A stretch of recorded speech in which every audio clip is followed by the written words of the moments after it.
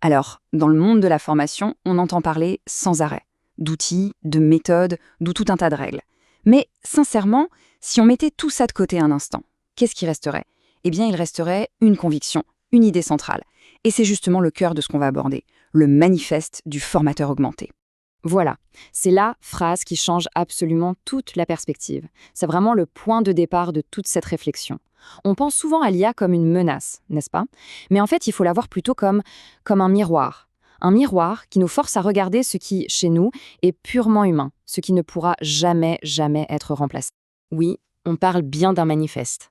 Un manifeste pour une vision très claire. La technologie, au fond, elle n'a de sens que si elle est au service de l'humain, que si elle le révèle.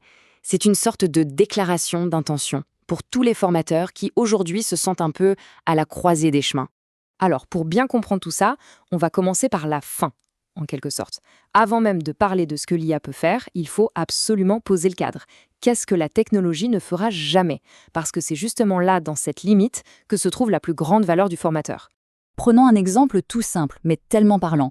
Une IA, elle ne ressent pas une salle. Vous savez, cette énergie presque palpable dans un groupe, cette atmosphère qui change d'une minute à l'autre, cette petite électricité qui naît pendant un débat. L'IA, elle, analyse des données froides, pas une dynamique vivante. Et puis il y a ça, ce tout petit détail, ce regard qui s'échappe, qui part un peu dans le vide, ou ce froncement de sourcils, à peine visible. Ça, c'est un signal que seul un être humain peut capter et interpréter. C'est l'indice qu'il y a un doute, une question qui n'ose pas être posée. C'est le signal qu'il faut peut-être reformuler. Et que dire des silences? Un silence qui suit une question un peu complexe, ce n'est pas juste une absence de son, on est bien d'accord. Ça peut vouloir dire tellement de choses. Une réflexion profonde, une incompréhension, ou même un désaccord silencieux. Une IA va enregistrer une pause de X secondes. Un formateur, lui, va déchiffrer ce que ce silence raconte. Tout ça nous amène en fait à 4 compétences qui sont purement humaines. Animer un groupe qui vit, ce n'est pas juste lire un PowerPoint. Écouter vraiment, c'est entendre ce qui n'est pas dit. Ajuster sa séance à la volée, c'est s'adapter à ce qui se passe maintenant. Et puis créer cet espace de confiance où les gens osent poser des questions, osent se tromper, ça c'est vraiment l'ADN du métier. Voilà, le point crucial, il est là. Le vrai cœur battant du métier de formateur, c'est cette capacité à créer du lien, à interagir, à s'adapter en temps réel. Et ce territoire-là, eh bien, aucune technologie ne pourra jamais s'en emparer. Ok, donc on a bien posé les limites. Maintenant, la grande question c'est, qu'est-ce qu'on fait? Face à l'IA, il y a un choix fondamental à faire. Et ce choix, il va définir la posture professionnelle de chacun pour les années qui viennent.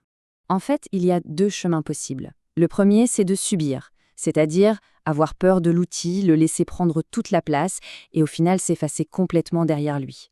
Et puis il y a la deuxième voie, piloter. Là, c'est le formateur qui est aux commandes. C'est lui qui décide quand et pourquoi il va utiliser l'IA.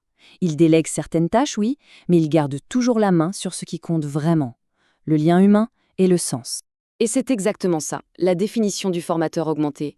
Ce n'est pas une sorte de cyborg, ce n'est pas quelqu'un qui a été à moitié remplacé par la machine. Non, c'est un professionnel qui se sert intelligemment des outils à sa disposition pour être encore meilleur dans ce qui est sa mission première, l'accompagnement des personnes. Et concrètement, qu'est-ce que ça donne? Eh bien, l'équation est assez simple. Si on passe moins de temps sur la conception pure et dure, on a plus de temps pour les apprenants. Logique. Si on a moins de charge mentale liée à l'administratif, on a plus de présence, plus d'écoute. Et si on automatise les tâches répétitives, on libère de l'énergie pour ce qui compte, une pédagogie vivante qui interagit. Mais pour piloter, il faut une direction, un cap. Et ce cap, il n'est pas juste technique, il est d'abord et avant tout éthique. C'est notre boussole intérieure qui doit nous dire où aller. Honnêtement, le débat pour savoir si on doit utiliser l'IA, il est un peu dépassé. Elle est là, c'est un fait.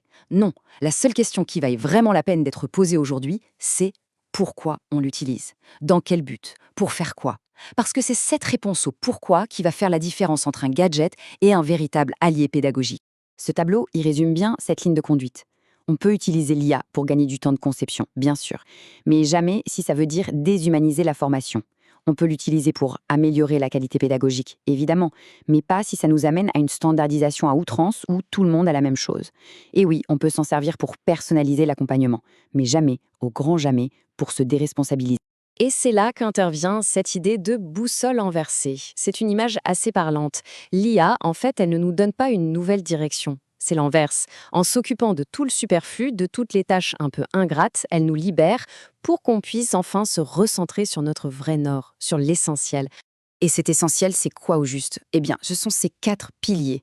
La relation, l'écoute, la transmission et le vivant, l'imprévu. C'est toute la différence entre une simple transaction d'informations et une véritable expérience qui transforme les gens.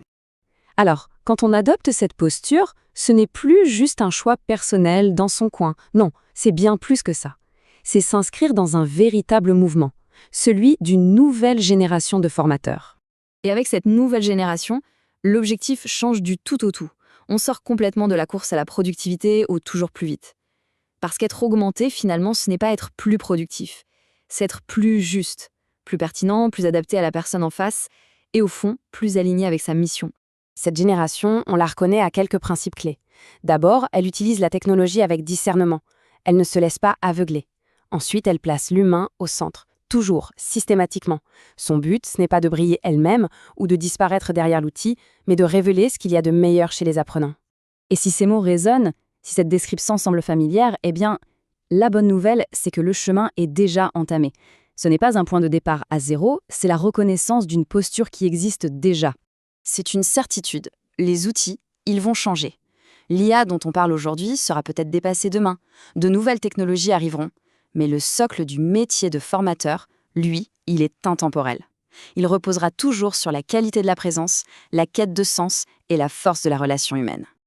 Au final, si on devait tout résumer, ce serait ça. Formateur augmenté, oui, bien sûr, mais toujours et avant toute autre chose, humain d'abord. Et pour conclure, la question n'est plus vraiment de savoir si cette vision parle à chacun.